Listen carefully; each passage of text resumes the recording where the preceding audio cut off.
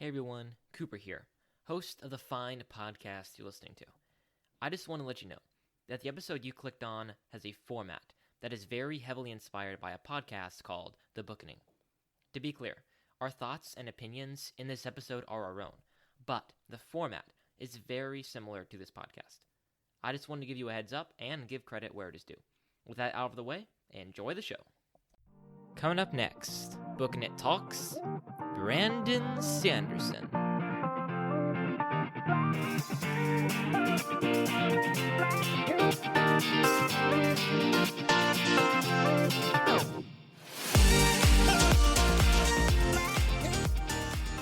Hey everyone, and welcome back to Booking It. I'm of course your humble and eloquent host, Mr. Cooper Cobbs, and joining me today is my very good friend, Mr. Tanner Lewis. Howdy, folks.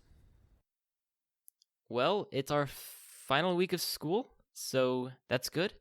And I'm hoping that once things start to calm down a little bit before the summer ramps up, that Isaiah will be able to be on, because he's been pretty busy with work, with school, with everything going on. So hopefully once school dies down like it is right now, we'll be able to all be back together and wrap up this year with an epic episode on Fahrenheit 451 and a celebration of our 100th episode. So that'll be a ton of fun. Yes, it will. will. By the way, I don't know how many of you people listen to our other podcast, The Screening, but last week we did an awesome episode, me, Tanner, our good friend Todd, on the movie La La Land. So if you don't normally listen to The Screening, make sure to check it out. It's a great episode. Highly recommend it. Make sure to check out The Screening, the podcast as well. So, all right. Any other pre-episode business, Tanner, or should we just dive into the topic of discussion today? We're going to have to dive into it. I don't have a whole lot going on in my life right now. Isn't that amazing? Okay, yeah. Isn't that great? Yeah, it's like last week of school. You got like 1 or 2 big projects left, and the realization that the realization that after this week is over, you're a senior. Oh yeah, gosh, man. Don't even think about that. Let's not talk about that. Yeah. Oh my gosh. My heart rate's going up. No, I'm kidding. Well, today, Tanner, we were talking about prolific fantasy author Brandon Sanderson, arguably the biggest name in fantasy literature today. And I wanted to do an episode on him for a while now, because I think it's important, especially people our age are reading a lot of fantasy, and Sanderson is a big name in fantasy currently. I think it's important to, just like we did, with Indy Wilson last year around this time, just kind of tackling an influential author who has a lot of sway right now. I mean, his Kickstarter thing, I'm sure you heard about that last year, was huge, the largest Kickstarter of all time. Oh yeah, and so for sure. I think it's important to interact with influential people and ideas and books. That's one of the reasons why we do this podcast, and Sanderson checks those boxes. So that's what we're talking about today. So Tanner, why don't you hit us with your baggage of Mr. Brando Sanderson? Yes. Okay. So I have actually never read one of his books up until, I don't know, this week. So not a whole lot to say about like actually reading his stuff, but like as far as knowing people who have read it, I think my first interaction, like actually hearing about him or like seeing one of his books, I was at church one time, and I'm hanging out with 2 of my good older buddies. I don't know, they've both graduated at this point. One of them, Carson Young, and then my good friend Jacob Kesselring. Yeah. Anyways, hanging out with those 2 guys, really fun guys, and we're just talking books at that point. And all of a sudden, Carson's like, "Oh my gosh, Jacob, I've got your book back." He pulls out this ginormous Brandon Sanderson book, and I kid you not, it is like 1,500 pages, and I'm like, that's all I remember about the book, and I'm like, oh my gosh, they make books this big, because I'm like 12 at this point, so I'm like, I don't know that they made books this big. Like, I didn't know that this size of book existed. So that was my first time like actually hearing the name Brandon Sanderson or like seeing one of his books. But and your first interaction was, whoa, his books are big, which is definitely true. It is so true. I was listening to the Audible version for the book that I've been reading was Warbreaker of his, and like I don't know, like just trying to get through like all of it. I don't know. I think I listened to it for about 3 hours so far, and like I don't know. It is just so much. There's so much in it. Like I was trying to explain it to my mom, and then like for the first 2 chapters, and then all of a sudden I'm like, I can't really do this without you listening. Like you can't. Oh no, it's so rich. Anyways, that was my first interaction with Sanderson to some extent. And then we move on, and I just keep on hearing his name a lot. And Yeah.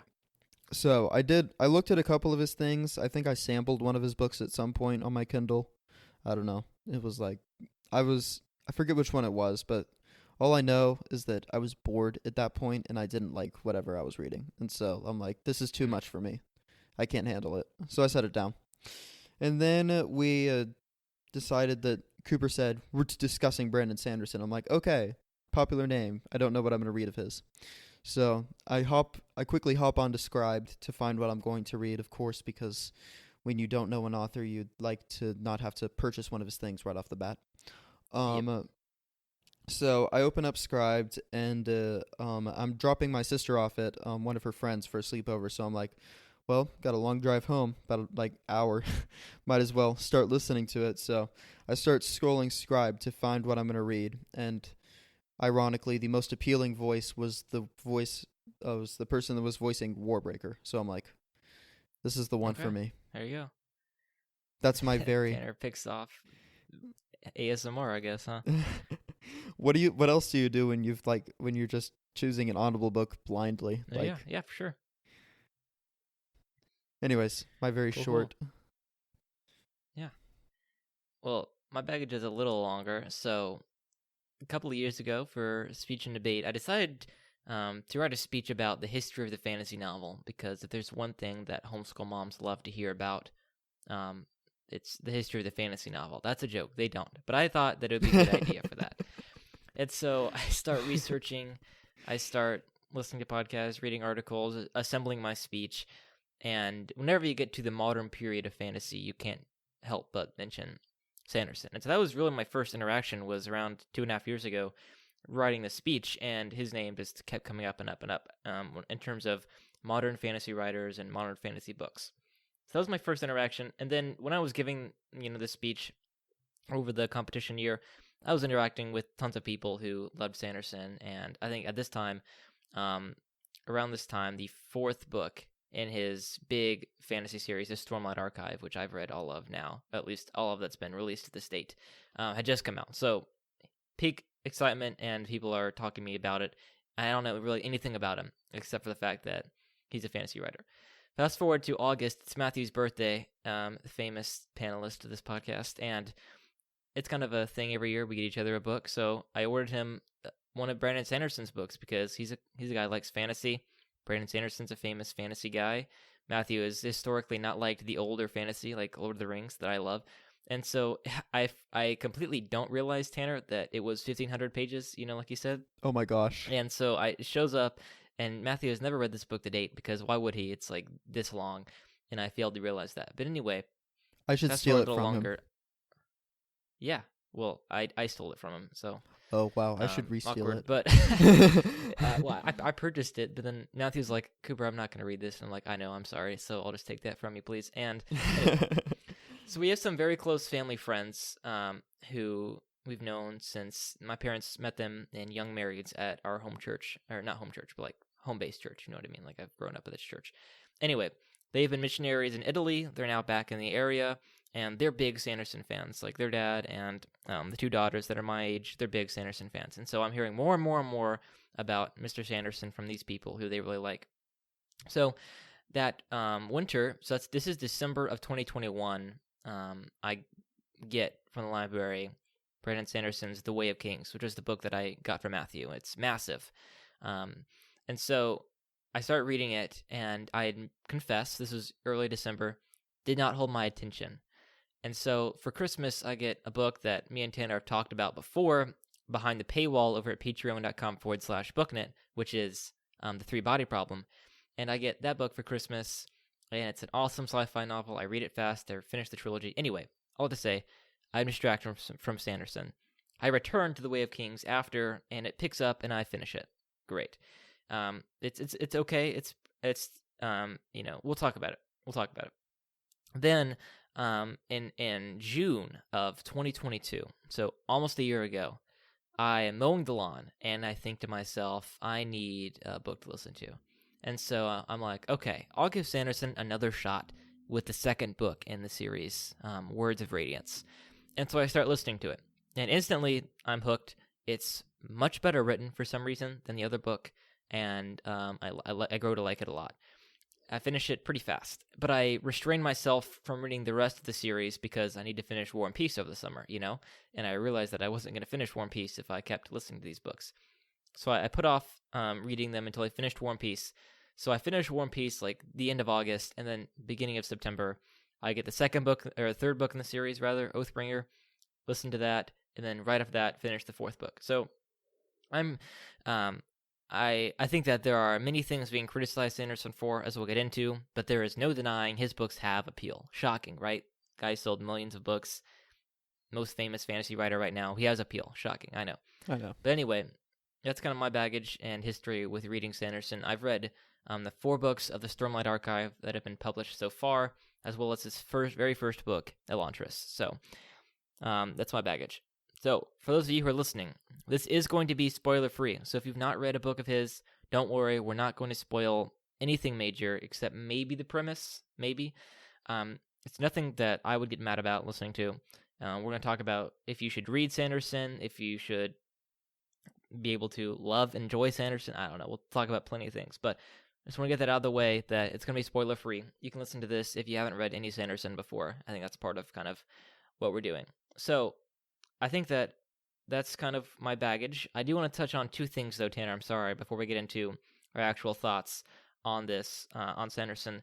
And that's kind of the history of the fantasy novel up to this point and how Sanderson fits into that and his kind of personal history as well. Because, I should mention this as well. I've in the past couple of months watched a bunch of his YouTube videos and listened to his podcast, talking about writing, talking about his publishing experience, things like that. I mean, he's just, he's a writer in modern day. He's got a YouTube channel. He's posting things. So I've also watched some of those and listened to some of his podcasts. So the history of the fantasy novel up to this point. So we are kind of coasting into the 2000s. Harry Potter is coming out. There's a resurgence in reading. Harry Potter selling millions and millions and millions of copies. People love reading.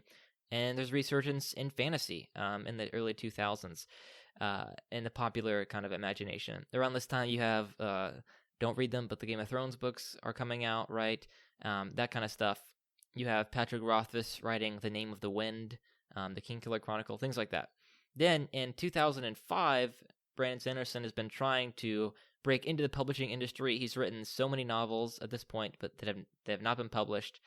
He releases Elantris in 2005. It's a standalone novel, and it does well enough to where he's able to publish his next book, which is called Mistborn. And Mistborn, in the original trilogy of Mistborn, is probably his best-selling book, most famous book. It's got a cool conceit. The conceit that he just kind of shares is, what if the beginning of the novel, what if the bad guy won? What if the prophesied hero failed, essentially? And that's where the book starts. So that's pretty compelling. It's got a cool magic system, which we'll talk about later. It's a heist story, so it's a lot of fun. People love it. The first 3 books are bestsellers, and he's basically heralded as the next great fantasy writer. At this time, and Tanner can kind of speak into this as well, the author of The Wheel of Time, which was another big fantasy series of the time, written in the early 90s through the 2000s, Robert Jordan has passed away. And everybody loves Wheel of Time, is sad to see Jordan go, and Brandon Sanderson writes this really moving eulogy about him on his website. So Robert Jordan has prepared extensive notes so that people can finish his series after he dies. And so his wife, Harriet, who is also the editor of the series, basically starts looking for someone to finish the series. She sees Brandon Sanderson's eulogy, she reads Mistborn, and she decides to give the conclusion of arguably the second most popular epic fantasy series next to The Lord of the Rings to Brandon Sanderson. And so he is honored, he finishes the series, everybody loves it, and that's kind of how he breaks into the mainstream, is basically by finishing this lengthy series. And so Tanner can kind of speak into that, how, Wheel of Time, he loves Wheel of Time, Tanner does. I'm almost to the Brandon Sanderson books. I'm like... He's almost there. I'm 2 books away. 2 books. And so, you can imagine how Tanner is hooked, and all of a sudden the writer dies, and he's like, oh no, but then Sanderson comes to the rescue, from what I've heard, I'm not there yet, but writes a really good conclusion to the series. Everybody loves it. And it's around this time, around the conclusion of the Wheel of Time, that he publishes the Stormlight Archive, which is his magnum opus. It's the biggest books he's ever done, the most expansive, the best world built, everything like that. And like I said, they're massive. And so that's kind of what's going on. He's writing so many books. Like, you can look up how many books he's written. Like, it's upper 20s in the past less than 20 years. So he's writing more than a book a year. These books are massive, really prolific. And that's kind of where we are today. So, Tanner, what are your thoughts, sir, having read a couple hundred pages or a couple hours into one of his books? Here's my thoughts on Brandon Sanderson. This guy is a world builder. Like, there's no other way to say it. Like, he has I don't even want to see his notes for how he, like, does everything. Like, so, it is... I have heard that in the Stormlight Archive series that he originally had a document that was of greater length than the first book and just world-building notes. So, yes. I believe it. Like, I'd honestly believe that. Like, just reading this Warbreaker book, like, listening to it, his, like, entire system of, like, how everything works, of just, like, I don't know, it's this thing called breath. It's very interesting. But it's essentially a magic system. His, like, entire system of, like, how the soul works, it's so complex. Like, it is more complex than anything else I've read, even more complex than the Wheel of Time and how everything works over there. And that's just, like, we don't even talk about how complex the Wheel of Time is. Right. But he is just a fantastic world builder. I will say his writing is not top tier. Right. His Warbreaker was okay. It's what I'd expect from, like, a middle school novelist. Just like, wow, okay, that's not just not top tier. That's, I mean, no, it's like it's not terrible. Okay, I know what he's doing. His world building makes up for every mistake that he makes. Is essentially it. Like, he's not very descriptive until he gets into his world, and all of a sudden you really care about what his world is happening. Like, to this exact moment, I still don't know what my main character looks like, period. Like, at all. Really? Yep. All I know is that her hair changes colors, just, like, on her emotions. That's it. Like, I don't have a picture of her face in my head. Yeah. It's pretty bad.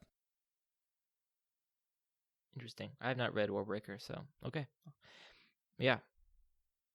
Well, I guess you've kind of spoken to it already, but like, in your mind, what makes him so appealing and so popular nowadays? I think it has to be the world. Like, just the world that he's built. I think that nowadays people are looking for worlds more than they are for good literature. Because if they were looking for good literature, they'd pick up things like War and Peace and not care that there's, like, the world is what it is. Do you get what I mean? Like, they're looking for creative worlds. That's an extreme example, but yes. It's an extreme example, but I'm willing to go with it right now. Like, they're looking for worlds that are just unique and have flair. And the more flair that it has, the more appealing it is to the modern crowd at this point. Like, what was I reading? I was reading I'm not coming up with the name right now. Oh, it's this book called the Mapmaker series. It's from an Australian author, not very popular, and just kind of like one of those. It's one of those gems, you know, when you find a book that's like nobody else knows exists, like you can't purchase it on Amazon type thing. Right. So I've read this series and it's okay, right? Like it's what you'd expect from a book that's like underneath all of the like big advertising firms and such. But like just the world was so unique and good that I think that's why it like was slightly successful, right? Like the writing was crap. Mm-hmm. Like I would never pick up that book again. But the world was interesting, and so it was great, right? Mm-hmm. I think that's what we're coming to at this point. Nobody really cares about the quality of how you write as long as you can communicate an idea of how your world looks. Yeah, I mean, I think, yes. I think some fantasy author, I don't know if it was Ursula K. Le Guin or something, somebody like that, said that, fantasy is escapist and that is its glory. And fundamentally, fantasy involves having a really cool world to live in. And if we talk about the best fantasies, Lord of the Rings, Harry Potter, the number one thing that people gush about is the world. And you're right, Sanderson is at the forefront of, especially modern day, world building and having a really well-built world that people can just live in. And I think we'll get to it later as well, but yeah, the writing isn't as good, maybe, as a lot of other people who are better at, just writing prose, but his world is complex and amazing and intricate and alive, and I think that makes up for a bunch. It's like, in the Bible, love covers a multitude of sins. Well, in fantasy, world building covers up a multitude of prose failures. So there's that. I think that I have a list here of just like things that I wrote down of like why he's appealing. And so just jump in, Tanner, whenever you have like thoughts on this, please. Sounds good. So one thing is he's just like prolific. If you think about it, I mentioned earlier the guy who wrote the Game of Thrones books and Patrick Rothfuss writing the Kingkiller Chronicle. And those two guys have not published a book in over 10 years. So we're looking at like the biggest names in fantasy, those two guys, and Sanderson. And Sanderson, like I said, is writing more than a book a year at this point. And so you're just in the face with, he's in your face with how much he's putting out. And so it's easy to be excited about Sanderson when he's putting out a book every year and he's got, concrete schedules and goals and being transparent about where he's at in the writing process and things like that. And so you're able to just, grow excited about Sanderson because there's just things consistently coming out, things you can go back to and read because he just got a huge back catalog of things. So that's definitely one of them. Secondly, he is pretty good at plot. Pretty good. Like, I'm sure Tanner was actually telling me before we started that he was looking forward to kind of reading more of his book because a twist happened and he's invested in the character and now he's got to go finish the book.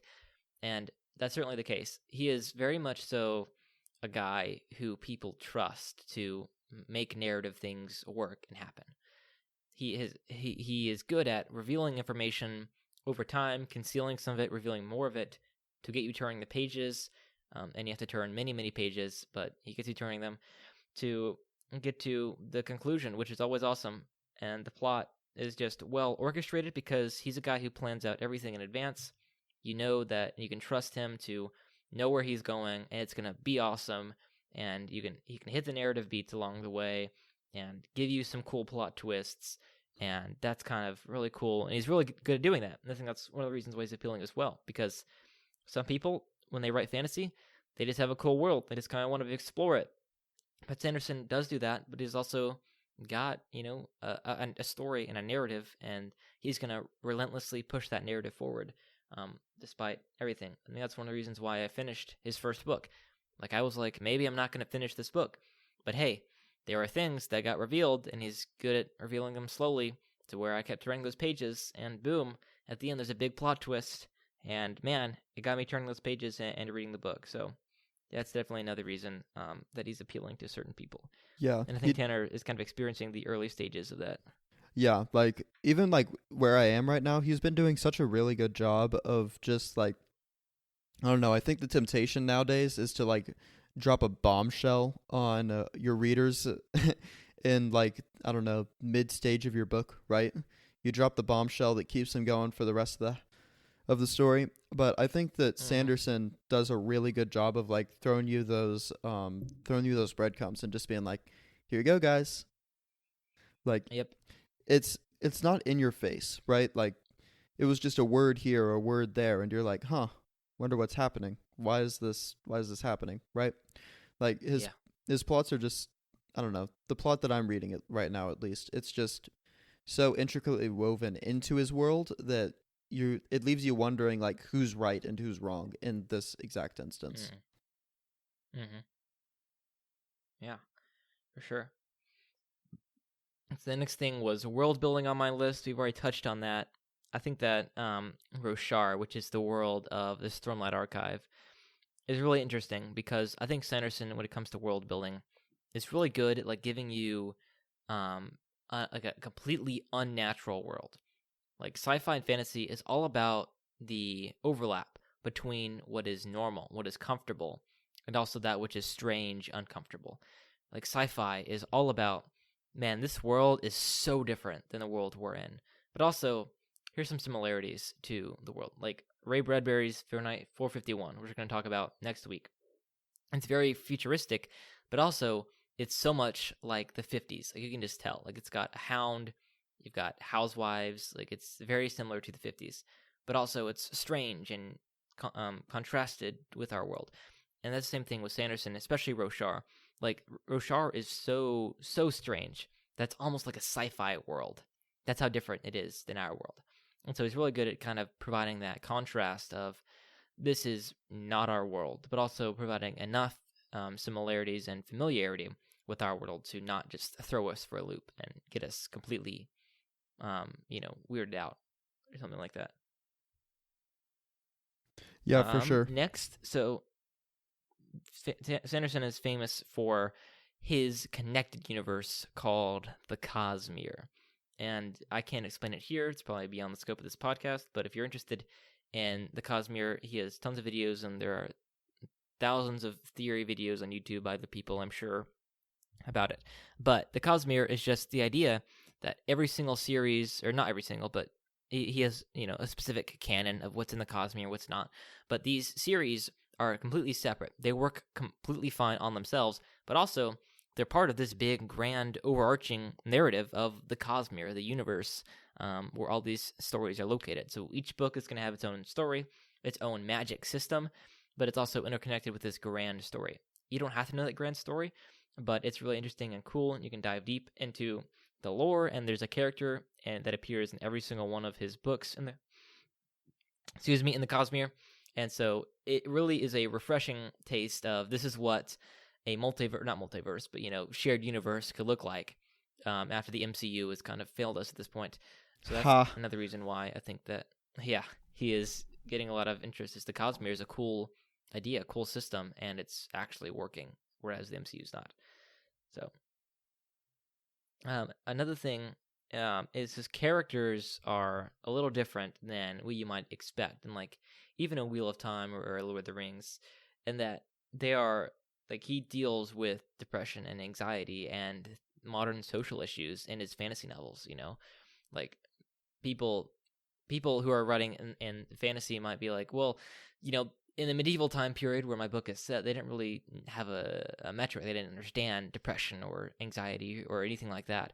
In epics like Lord of the Rings and the Wheel of Time, like these people aren't going to be dealing with depression. But in Sanderson's books, the main character in the Stormlight Archive is dealing with depression, through all of it. And like these characters, and sometimes it grates me the wrong way, but like these characters aren't epic characters in a myth, These are real characters that have their own quirks and are oddball, but are dealing with real issues as well. So that's something that is different than the flavor of Lord of the Rings or Wheel of Time, but it's certainly appealing to a population, a group of people. Okay, and then I'm almost done with this list, Tanner. But like I think here you'll be able to comment some more. So we have next what I think is one of the reasons why I think Sanderson is successful is he kind of brings a return to heroes. Like you have people in his books you can cheer for, and you want to stand up and cheer at certain moments in the story, and you're excited to root for them and see them win and see them progress. So right now in fantasy, there's a pretty popular subgenre called grimdark. I don't know if you're familiar with this, Tanner. I am not. Basically like the dark fantasy, extremely violent, extremely adult, and it's bleak, it's gritty, it's this is the real world, man, it's dark, it's gritty, and the characters are morally gray, and the world is out to screw them, and everything like that. And that's kind of where the Game of Thrones books lie as well. It kind of started that popularity of that genre. But Sanderson is not grimdark. He is on the optimistic side of things. It's clear in his books, he believes that humans are basically good, which I'm not sure if that's necessarily, biblical or whatever, but like it's in storytelling, you have heroes that you want to root for, and so, hey, you're cheering for these people. And so in grimdark, it's not like you can really cheer for a certain person because they're morally gray. you know. But in Sanderson, you have heroes and you're cheering for them and you want them to win, and that's certainly a traditional form of storytelling, at least of the last couple hundred years, and that's something that Sanderson sticks to. And I think that really everybody wants to have that form of storytelling over the non-true to life grimdark version of the stories. So I think that's another reason why, because when so much of fantasy is grimdark, he is a helpful alternative to that. Okay, and then here is where I want to spend some time as well, Tanner, and you mentioned this earlier, but his magic system. So he is famous for pioneering the idea of a hard magic system versus a soft magic system. Are you familiar with that, Tanner, the difference between the two? I am not. Please expound. Okay, so hard and soft magic systems are basically, hard systems are more like sci-fi. They're like, okay, this magic has rules, here are the rules, and we got to stick strictly to these rules. And they're very well thought out, very precise. The reader is aware of all these rules. The characters can't do anything outside these rules. Soft magic is more of, okay, we don't really know how magic works. We can, Gandalf can do this and do that, but why can he do that? It's not really clear. What's the limits to his power, what he can and cannot do? It's more open-ended. And hard is more close-ended, you know what people are doing. And so there are pluses and minuses to both sides. Like, obviously, Lord of the Rings is soft magic, and it's awesome. And soft magic is focused more on providing wonder to the world. It's like, it's a mystery. It's, hey, this is kind of a wondrous thing that we're not really familiar with, or we're never going to know the full nature of.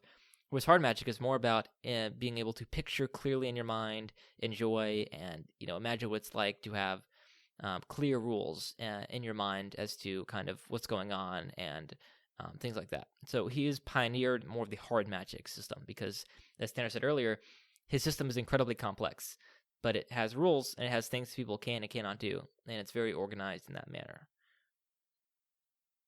Okay, sounds good. Yeah, and so I'm wondering, Tanner, if you prefer kind of the hard or the soft magic system. Like, what's kind of your opinion on that? I don't think there's really a good answer, but I don't know. I think personally, I enjoy reading things with hard magic systems if they're done well. Mm-hmm. I think that those are very interesting to like try and read because it's like, I don't know, it's just kind of rewarding to have like an idea in your mind of like what they can do and what they can't do, because then you can picture yourself doing it, right? Whereas a soft magic, I think that's like has a little bit more appeal to like the escapists than like I don't know, the soft magic. So I think that done well, I enjoy hard magic better. Done well. But I think that soft magic generally is done better. Okay. If that makes sense. Yeah, because if you think about it, like hard magic, you're going to have to somehow be able to communicate to the reader what these rules are. And you can put them in the appendix, sure, but that's not really going to be useful to the story necessarily. And so it can be really complicated for people to have to try to, in a non-boring way, communicate without just doing, blunt exposition to the reader, like what's going on and why you can and cannot do this. Yeah. I think that the best hard magic that I've read was Wheel of Time, just because like there was so much time to be able to like explain, just because of like the length of the series. There's so much time to be able to explain like all of the rules and boundaries. And so like that's one that's done really, really well just because of like all the complexities that go along with it. So like I feel like that one's a really good like example of hard magic done well. But I think that like generally when people use soft magic, they generally have better writing. When I think of soft magic, like I think those people are the people that rely more on their writing and like the actual merit of their story than they do like their world. And so I think that generally whenever somebody's doing a soft magic a world, then it's a better story in general. And so whenever I pick up a book, if it has soft magic in there, that's probably a good indicator that it's like a better book, to me at least. But like, yeah, I mean, it's a generalization. Like, yeah, sure, Lord of the Rings is in my opinion, the best fantasy novel of all time, and it's soft magic. But I'm not sure I can apply that to, everything. Yeah, I'm making generalizations because I can't choose one or the other. Yeah, for sure. So Sanderson has also kind of had these basically 3 laws that talk about magic system. So the first law is an author's ability to solve conflict with magic is directly proportional to how well the reader understands said magic, which is a pretty good rule, right? It's like, okay, if otherwise it just feels cheap, right? Like if somebody can suddenly do something with magic we didn't know they could do, it feels cheap. But if you can solve a problem with magic the reader understands well, then that makes sense, right? And then second, weaknesses, limits, and costs are more interesting than powers. That's true as well. Kryptonite is what makes Superman interesting. And then 3, the author should expand on what is already a part of the magic system before adding something entirely new. And then there's a 0th law, which is always err on the side of what's awesome, which is a great reminder. So that's magic systems there. Okay, now Tanner, we return to the question of, is he a good writer? Because it's debatable. It's debatable. He's a good world builder. I don't know. He has all of the great aspects of a writer down on paper. But like whenever you pick up your book and you start reading him, he lets you down on the prose. Like he doesn't his elocution is not amazing. Mhm. Yeah. I mean, simply put, I mean, I don't think he's a bad writer like you said, but that's kind of what surprised me about the first time I opened The Way of Kings, which is the first book in the Stormlight Archive. I've heard about how much he's, awesome and how great he is and how cool his worlds are and everything like that. And I open up the book and I'm like, he's not that good of a writer, ? And that kind of surprised me at first, but I think I've gotten over that now. Like I said, I've enjoyed a lot of his stuff. And I think that his first book, Elantris, is obviously like just not as well written. And that's what hooked me on the second book of the series, where I really got engaged and interested, is his writing got better. But yeah, his writing is just, it's not as great. Like, it's just blunt. It's to the point. It's not anything special. It's not bad, like you said, but, and he's got, like you said, on paper, he's got great narrative structure, cool world building. But hey, his prose is just not quite there. I think that's okay. I think that's fine. But I think it's just keeps him from being top tier in my mind. Yeah. It just kind of keeps his books from like getting to a prominent place on my bookshelf, if that makes sense, right? Like from where like it has to be so I have 2 bookshelves, okay? Don't worry, patrons, I'm working on my bookshelf manifesto. It will be done before summer, I promise. First I have to reorganize. But I have one bookshelf that's in my dresser, and that's just like where all of my books go that like my family will not read, and those are Tanner's books, in my brother's words. Those are set aside for me so that no other child will read them. And then I have another bookshelf that's over my nightstand, and that is a floating bookshelf, and that's where I keep all of my good books. For instance, I've got my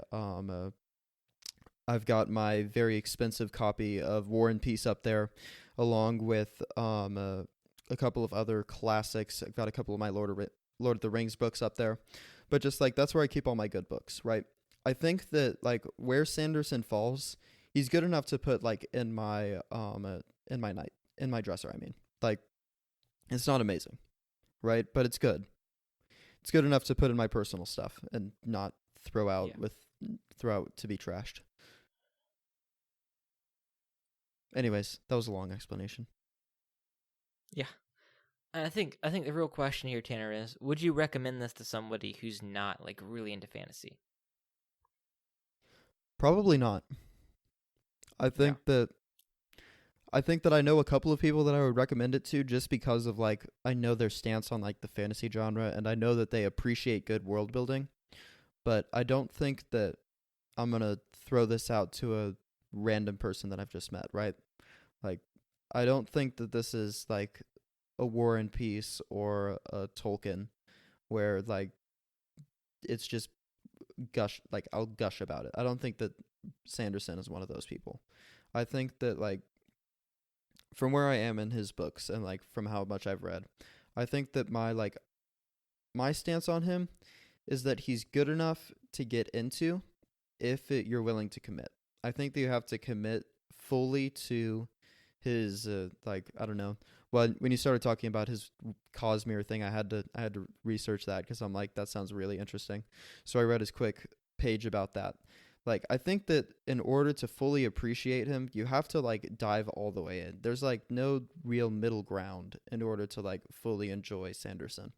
I think that you have to fully commit to his Cosmere and to his world in order to like fully appreciate like his writing style and his world building. Mm-hmm.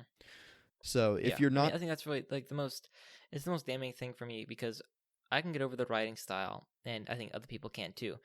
But ultimately, his books are massive. It's a big investment, like you're making the point. And is it worth someone just getting into it because it's good? Is it a good story on its own merits? And I think mostly, but I'm not sure that it's for everybody. I mean, with Lord of the Rings, it's fantasy, yeah, but I think everybody should read it. Like, it's just that good. I think it's a classic, and it's worthy of everybody reading. I'm not sure I'd say the same thing for Sanderson. I'm not sure I'd say this is an unequivocal book that everybody needs to read, that every teenager needs to read. I don't think I'm there. I think that he's good. I think he's got good world-building skills. His writing is improving. His narrative is pretty solid. But ultimately, would I give this to somebody who's not, wouldn't normally go out and seek 400,000-word fantasy novels? I don't think so. And I'm sad that that's not the case. But I think he's really cool, really interesting. And I personally would not fault, obviously, anybody for wanting to get into Sanderson and think that he's cool or anything like that. Yes, for sure. Here, I think I've got a list of like good authors like who've got good world building skills, right? I've just got a list of these people in the back of my mind, and I'm like, if only they would like give their world building, like if only they would just write all of their ideas onto a piece of paper and hand it to a good writer, right? Like the writers that can't do a good world building but like have the skills, right? I don't know. I wish for the day when that will happen, but will that ever come? Who knows? All right. Well, I think that about wraps up our discussion. Anything else you want to say about Mr. Sanderson? I will finish his book merely because it's interesting. Mm-hmm.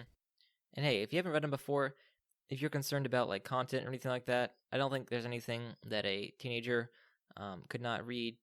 There's no harsh language. Violence is kind of there, and he's a Mormon, so I think it's actually interesting to know when you're reading his books and world building and religion in his world as well. But also, he's not going to give you anything explicitly grossly sexual as well. So, in terms of content, he's pretty clean. You don't have to worry about a ton of stuff there. Actually, so, I will warn on Warbreaker. Warbreaker was kind of pushing boundaries. So, okay, be careful about that one. There's a couple of chapters. There's a couple of parts that I had to skip. Okay. Well, yeah, I've not read all of his stuff. I can't vouch for all of it. So there you go. Just read with a. All right. Read, chew and spit, folks. Be discerning. Chew and spit. Yeah, chew and spit. Chew and spit. Well, then let's do some donor shoutouts. I'll say the patron, and then you can say. You can say if they would like hard or soft magic systems better, okay? Sounds great. All right. Nana. Soft. Van Pappy and Wayla. Hard. Isaiah's grandparents. Hard. Mike and Sylvia. Mike and Laura. Soft magic. Anna. Hard magic. Emily. Hard magic. Becky. Soft magic. Lizzie. Soft magic. Keenan. Hard magic. Cool. All right. Well, hope you guys enjoyed that episode. And we'll see you next time with Fahrenheit 451. Really excited for that. And then our 100th episode celebration. A lot of cool things coming up. Until next time. Keep on booking it.